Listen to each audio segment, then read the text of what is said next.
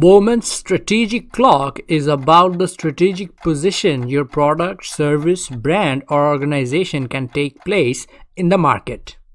It was developed for everybody, for the existing companies to understand where they stand in the market and for new companies to aim for a specific position in the strategic clock.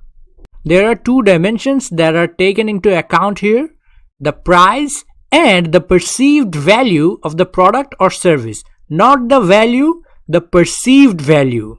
The perceived value the customers have in mind about the product. There are 8 strategic positions and they can be displayed like a clock, hence the name. Now, before going on with the details, a small reminder to subscribe. Alright, the 2 dimensions. As I have already mentioned, they are the price and the perceived value. And there are 8 strategic positions based on where you stand on this graph. And if you form a circle over here, it looks like a clock.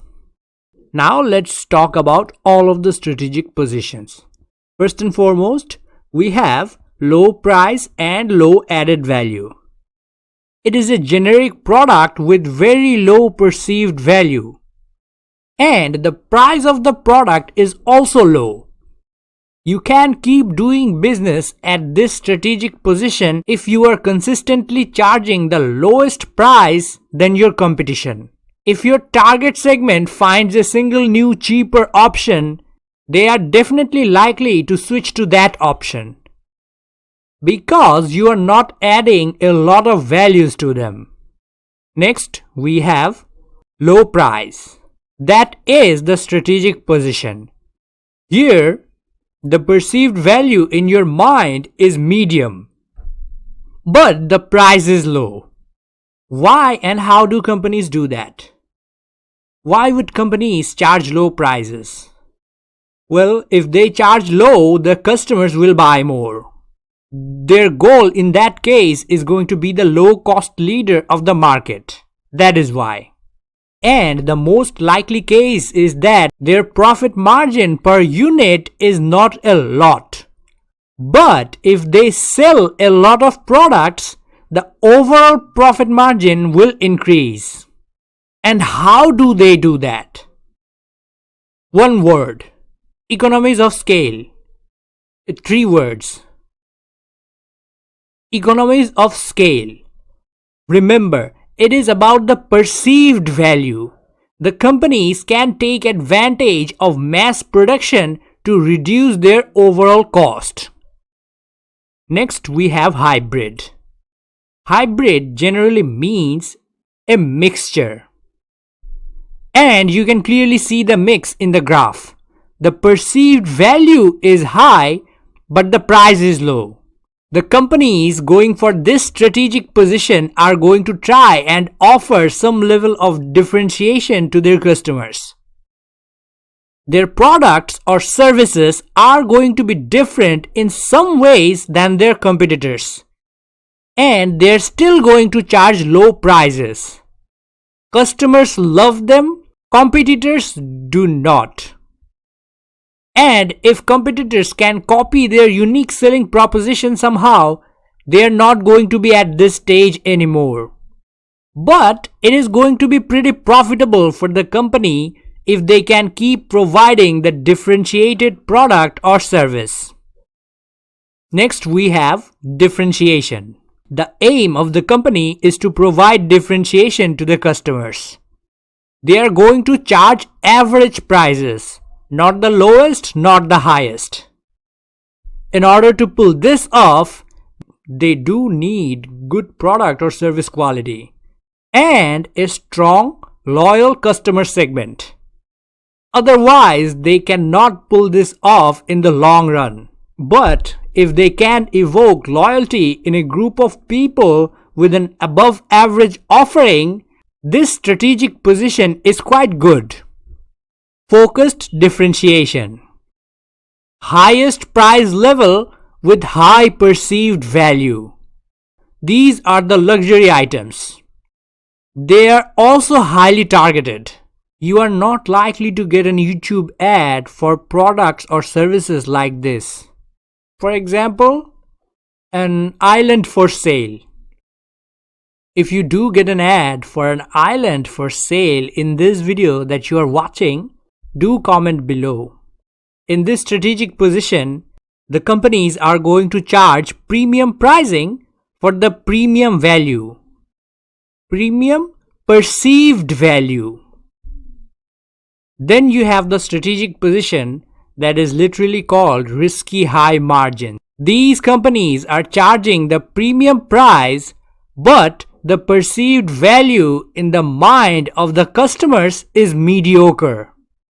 They have to move on from this place because it is not going to be sustainable. Customers are not going to stick with a company like this if they find another alternative to this one. The next one is monopoly pricing. The name tells us that there has to be a monopoly for a company to pull this off. The perceived value is low, but the price is high.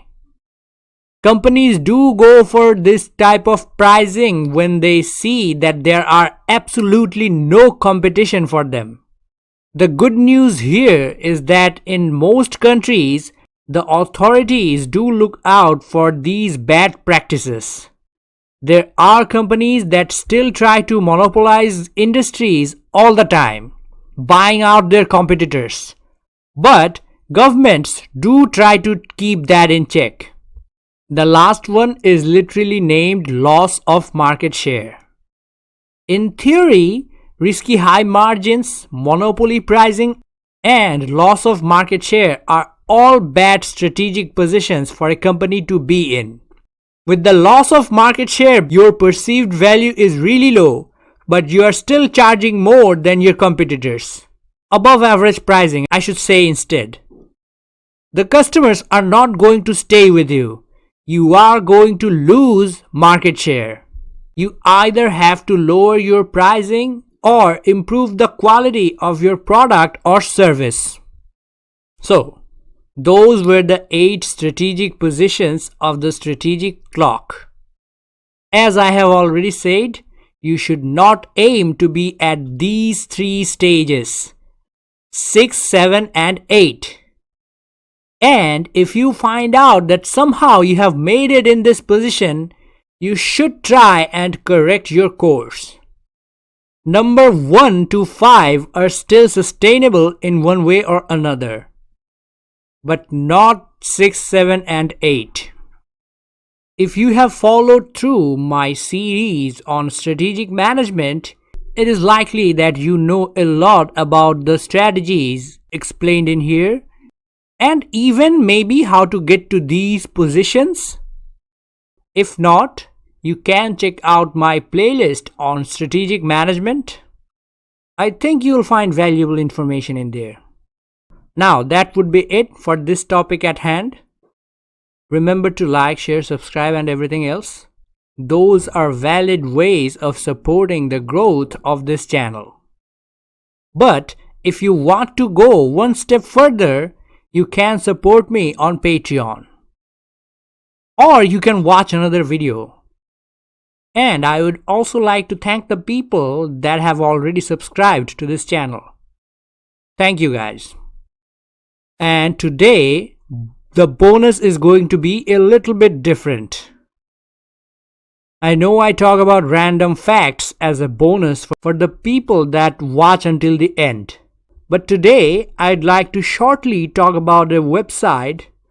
Well, not really a website. I would like to talk about Google Scholar.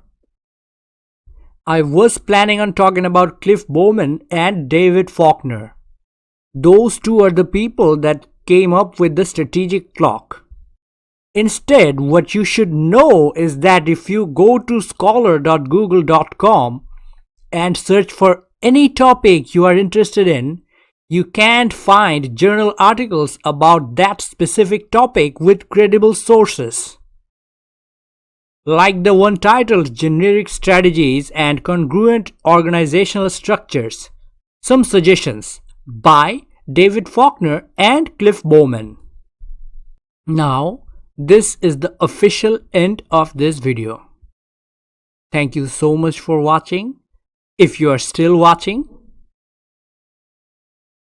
And lastly, I really hope you have learned something new today.